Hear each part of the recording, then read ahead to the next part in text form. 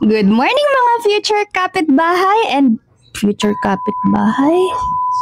ulit. Mami, kamusta ka ngayon?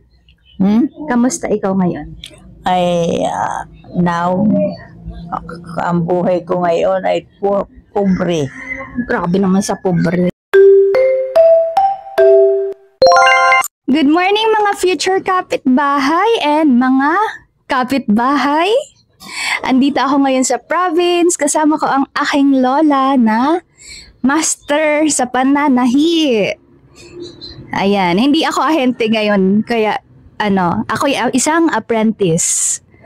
Mami, kamusta ang iyong, hindi buhay. Kamusta yung experience mo bilang mananahi nung ikaw ay bata-bata pa na ikay malakas pa? Ang experience ko bilang mananahi nung ako'y bata-bata pa, very good. Very good.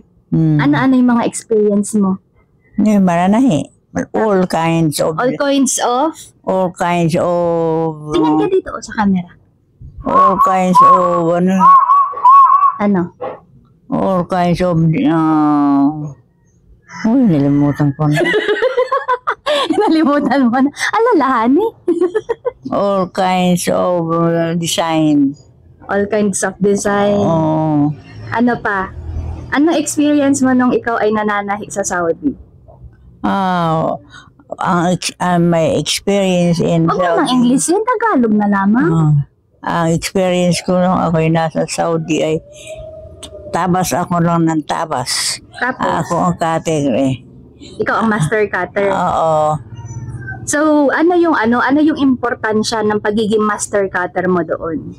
Ang importance? Oo.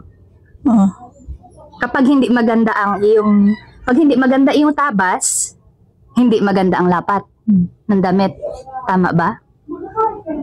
Hindi rin dahil sabay na ako sa mga tabas ay.